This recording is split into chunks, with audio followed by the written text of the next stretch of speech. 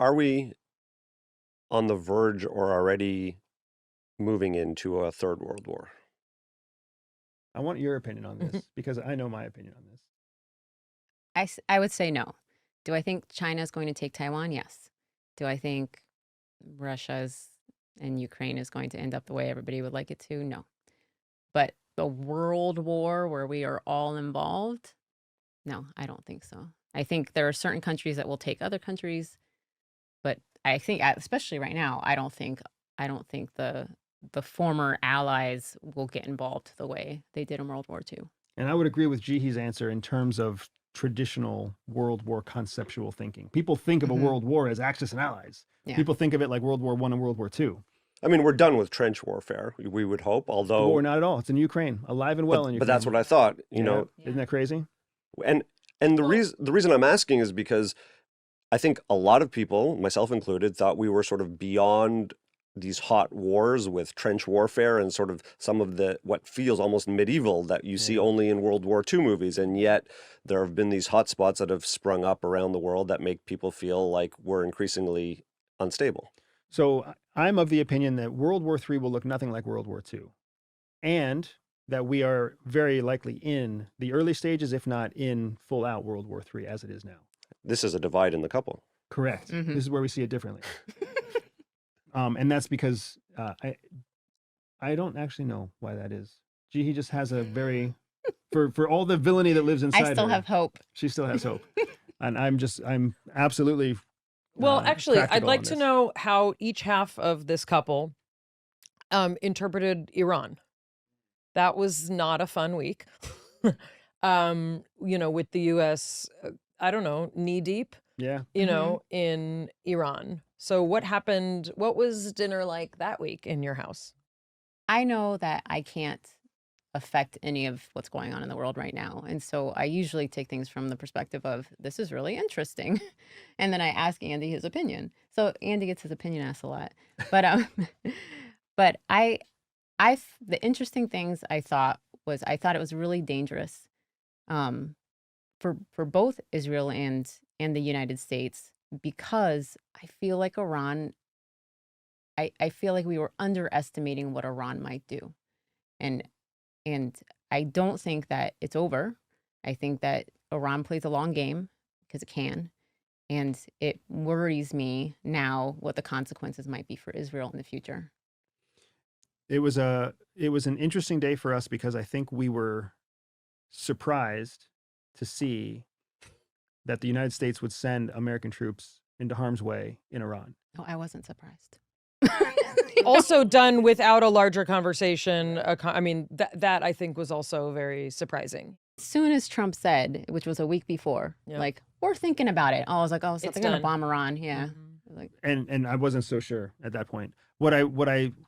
I do think that what Jihi's saying is the most interesting piece of it is that the bombing of Iran was less interesting actually than the manipulation of the American president. And that was what was so powerful because Well, he's easily manipulatable because when you have someone who is sensitive, who is volatile, who does not like to be humiliated, Right. yeah. and doesn't do well with international trash talking, which is the currency of Iran. Mm. Yeah, it's a real, that's like a firecracker in a barrel. And then to think that we did all that for questionable outcomes yeah.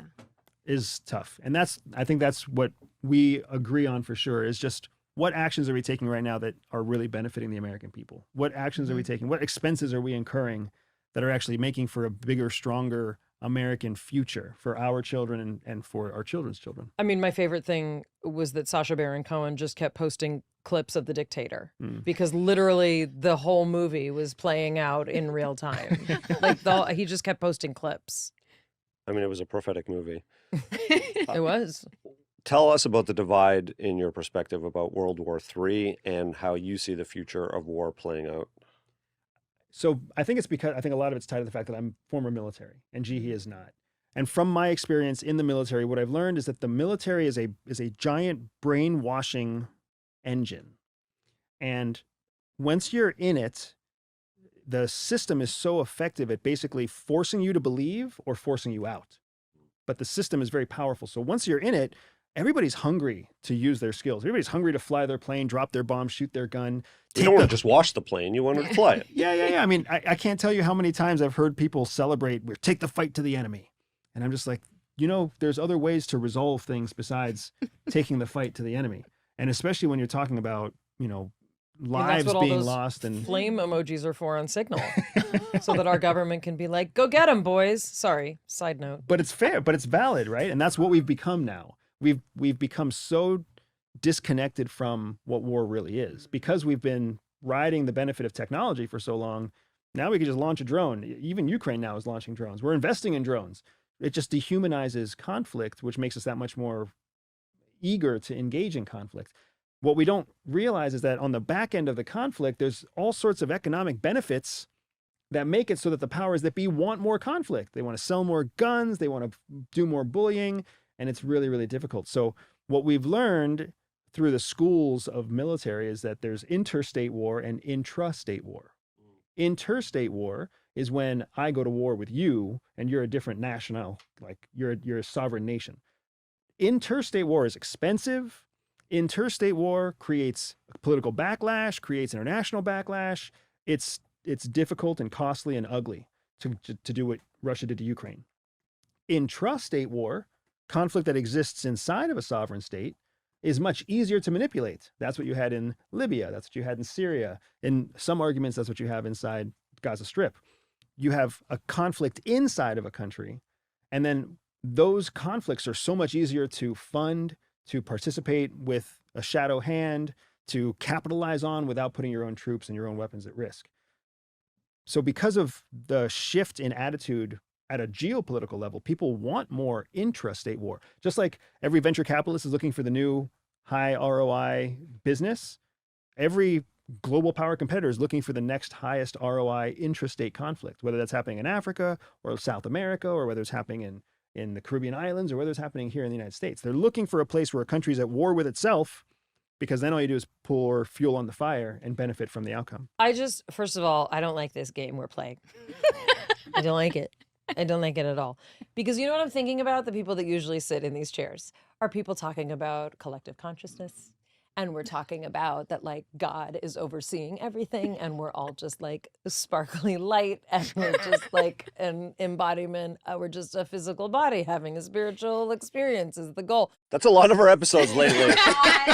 And it's like a lot of like, I almost died, but then God told me come back so that I can save the world. So like, I like those games, and I like the games where it's like, we're all living in the Matrix, but like everybody just wants what's good, and like even murderers are hurt. And so like, it just, like a liberal, open, loving consciousness. Like there's no gender. We're all just beings. Orbs of light that are just happen to be in human suits. I like that game of like, take lion's mane and you'll feel better.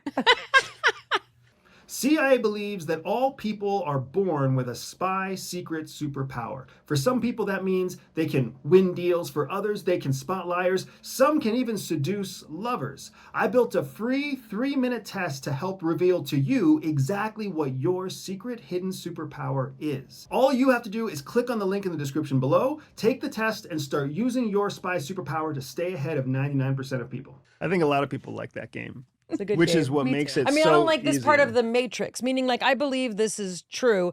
I also do believe like this is all sort of like a projection and we're like receiving all this information from the universe.